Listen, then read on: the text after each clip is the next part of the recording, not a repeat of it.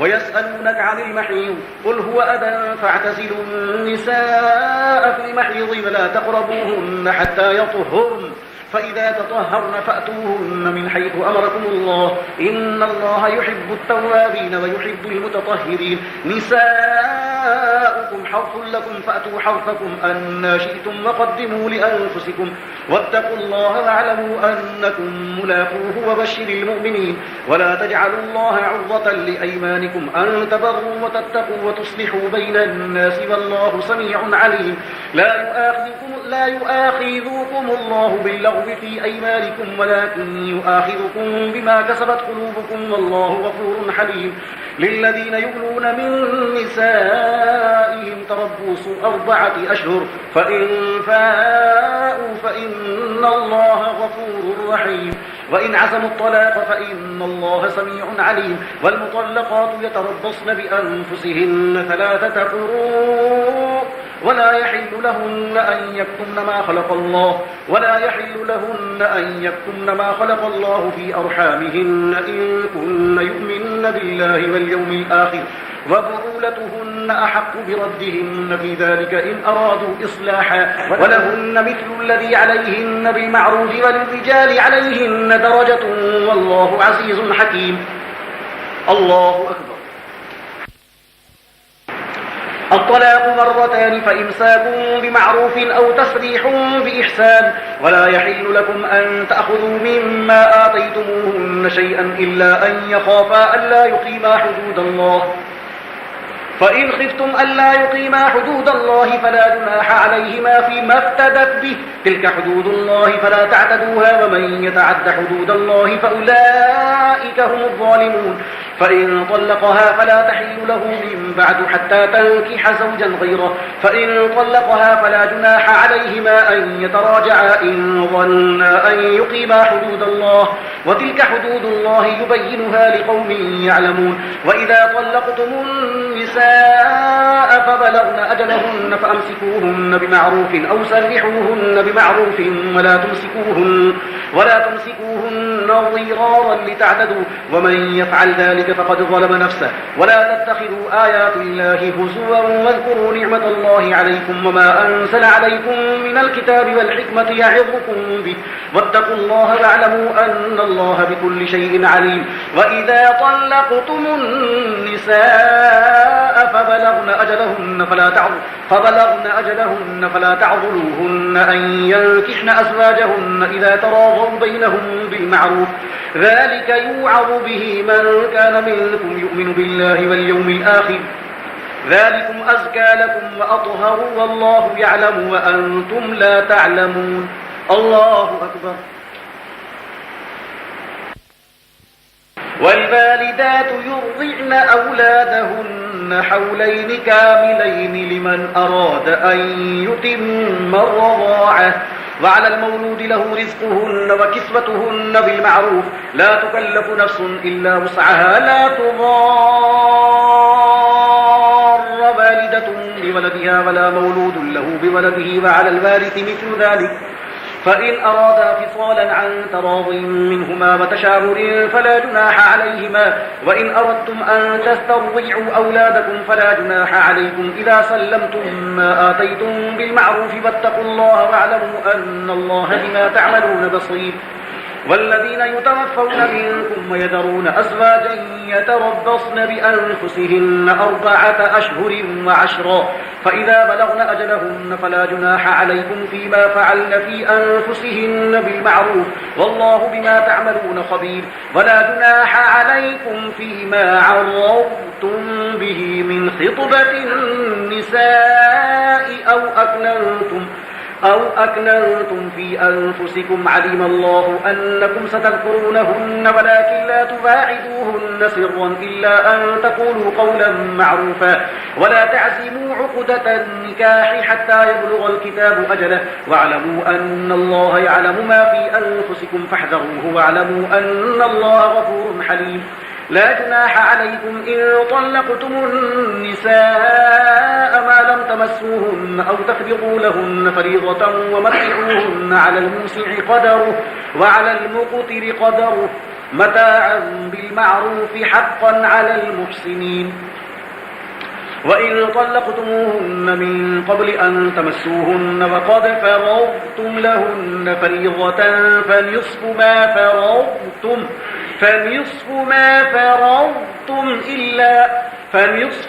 فرضتم إلا أن يعفون أو يعفو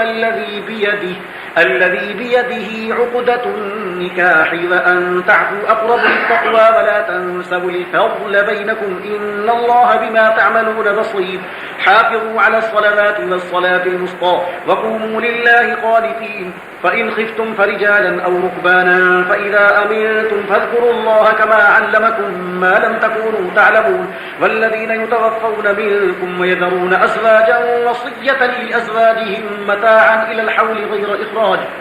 فإن خرجن فلا جناح عليكم فيما فعلن في أنفسهن من معروف والله عزيز حكيم. وللمطلقات متاع بالمعروف حقا على المتقين كذلك يبين الله لكم آياته لعلكم تعقلون. ألم تر إلى الذين خرجوا من ديارهم وهم ألوف حذر الموت فقال لهم الله موتوا ثم أحياهم إن الله لذو فضل على الناس ولكن أكثر الناس لا يشكرون. وقاتلوا في سبيل الله واعلموا أن الله سميع عليم. من ذا الذي يقرض الله قرضا حسنا فيضاعفه له أضعافا كثيرة والله يقبض ويبسط وإليه ترجعون. ألم تر إلى الملأ من بني إسرائيل من بعد موسى إذ قالوا لنبي له مبعث لنا ملكا نقاتل في سبيل الله قال هل عسيتم إن كتب عليكم القتال ألا تقاتلوا قالوا وما لنا ألا نقاتل في سبيل الله وقد أخرجنا من ديارنا وأبنائنا فلما كتب عليهم القتال تولوا إلا قليلا منهم والله عليم بالظالمين. وقال لهم نبيهم إن الله قد باعث لكم طالوت ملكا قالوا أنى يكون له الملك علينا ونحن أحق بالملك منه ولم يؤت سعة من المال قال إن الله اصطفاه عليكم وزاده بسطة في العلم والجسم والله يؤتي ملكه من يشاء والله واسع عليم. وقال لهم نبيهم إن آية ملكه أن يأتيكم التابوت فيه سكينة من ربكم وبقية مما ترك آل موسى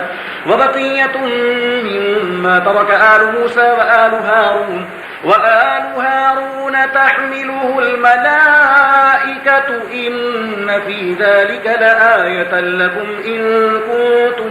مؤمنين. الله أكبر. فلما فصل طالوت بالجنود قال إن الله مبتليكم بنهر فمن شرب منه فليس مني ومن لم يطعمه فإنه مني إلا من اغترف غرفة بيده فشربوا منه إلا قليلا منهم. فلما جاوزه هو والذين آمنوا معه قالوا لا طاقة لنا اليوم بجالوت وجنوده قال الذين يظنون أنهم ملاقوا الله كم من فئة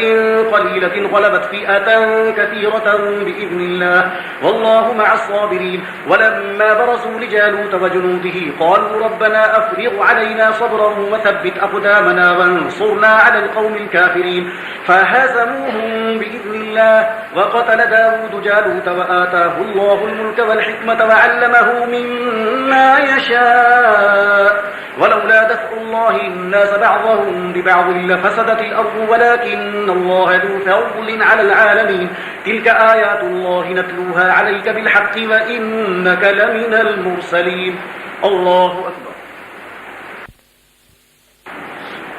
تلك الرسل فضلنا بعضهم على بعض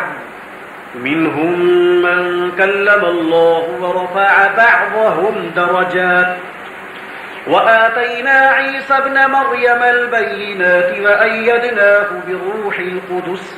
ولو شاء الله ما اقتتل الذين من بعدهم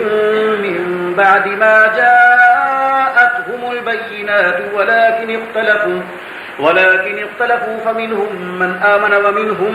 من كفر ولو شاء الله ما اقتتلوا ولكن الله يفعل ما يريد. يا أيها الذين آمنوا أنفقوا مما رزقناكم من قبل أن يأتي يوم لا بيع فيه ولا خلة ولا شفاعة والكافرون هم الظالمون. الله لا إله إلا هو الحي القيوم لا تأخذه سنة ولا نوم له ما في السماوات وما في الأرض من ذا الذي يشفع عنده إلا بإذنه يعلم ما بين أيديهم وما خلفهم ولا يحيطون بشيء من علمه إلا بما شاء وسع كرسيه السماوات والأرض ولا يؤوده حفظهما وهو العلي العظيم.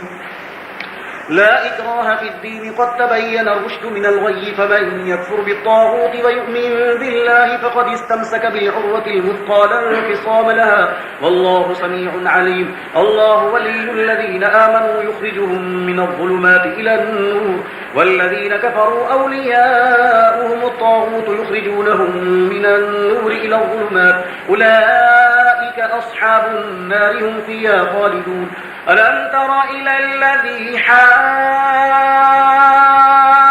إبراهيم في ربه أن آتاه الله الملك إذ قال إبراهيم ربي الذي يحيي ويميت قال أنا أحيي وأميت قال إبراهيم فإن الله يأتي بالشمس من المشرق فأت بها من المغرب فبهت الذي كفر والله لا يهدي القوم الظالمين.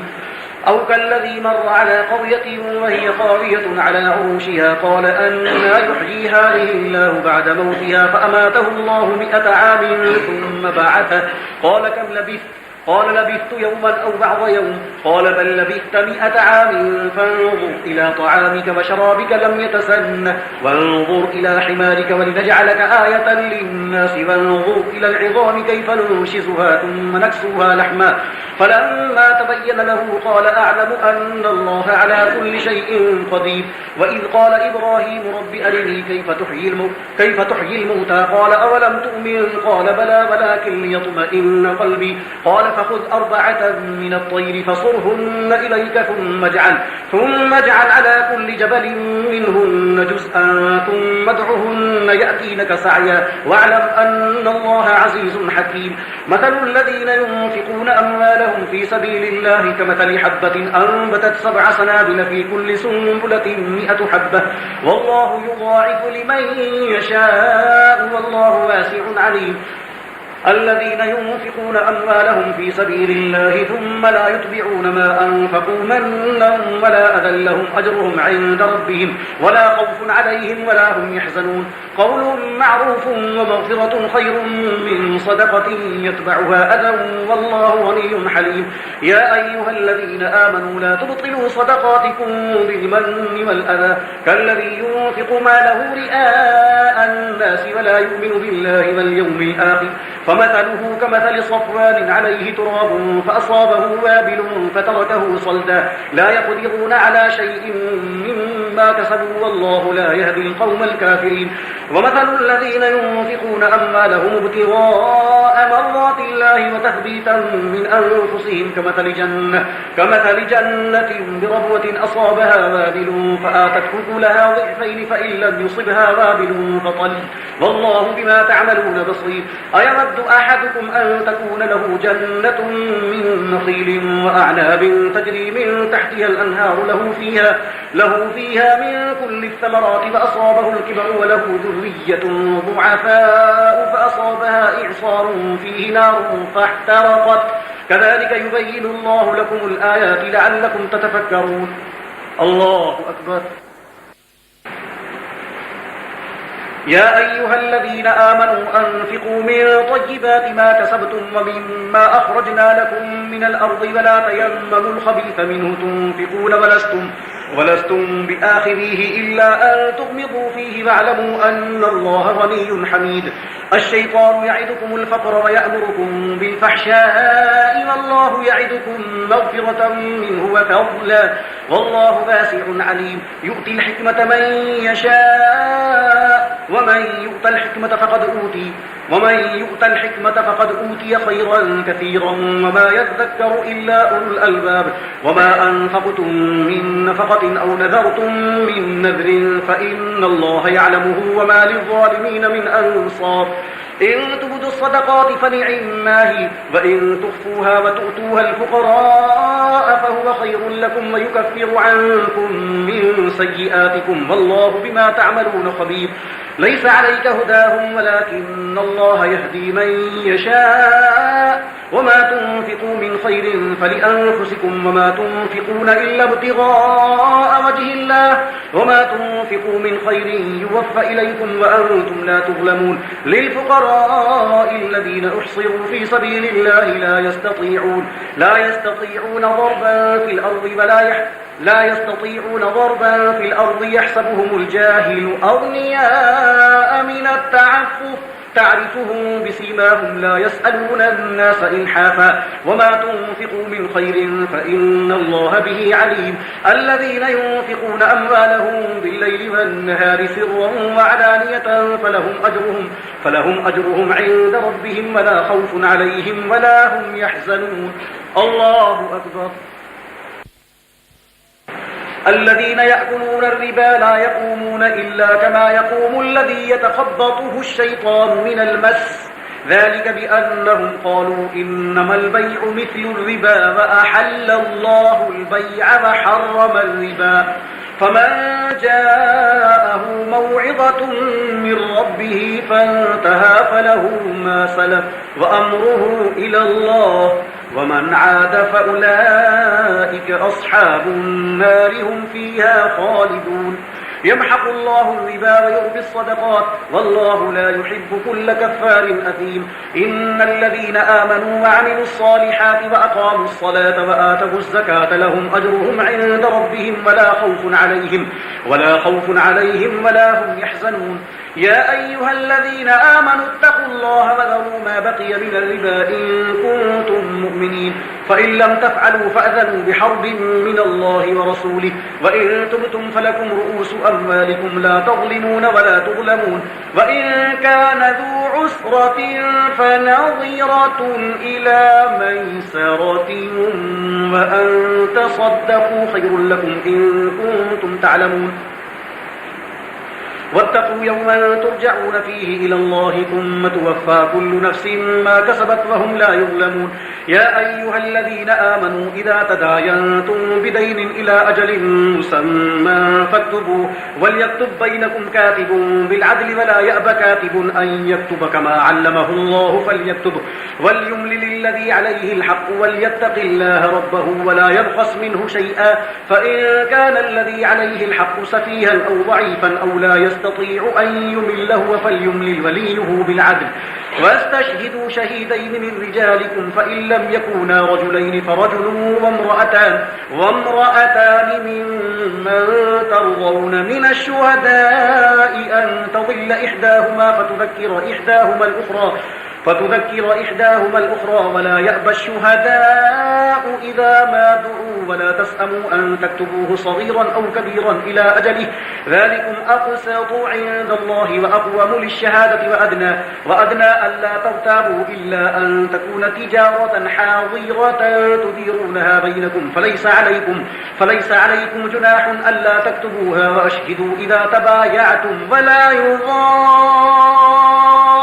كاتب ولا شهيد وإن تفعلوا فإنه فسوق بكم واتقوا الله ويعلمكم الله والله بكل شيء عليم وإن كنتم على سفر ولم تجدوا كاتبا فرهان مقبوضا فإن أمن بعضكم بعضا فليؤدي الذي اؤتمن أمانته وليتق الله ربه ولا تكتموا الشهادة ومن يكتمها فإنه آثم قلبه والله بما تعملون عليم لله ما في السماوات وما في الأرض وإن تبدوا ما في أنفسكم أو تخفوه يحاسبكم به الله فيغفر لمن يشاء ويعذب من يشاء والله على كل شيء قدير آمن الرسول بما أنزل إليه من ربه والمؤمنون كل آمن بالله وملائكته وملائكته وكتبه ورسله لا نفرق بين أحد من رسله وقالوا سمعنا وأطعنا غفرانك ربنا وإليك المصير لا يكلف الله نفسا إلا وسعها لها ما كسبت وعليها ما اكتسبت ربنا لا تؤاخذنا إن نسينا أو أخطأنا ربنا ولا تحمل علينا إصرا كما حملته على الذين من قبلنا ربنا ولا تحملنا ما لا طاقة لنا به واعف عنا واغفر لنا وارحمنا أنت مولانا فانصرنا على القوم الكافرين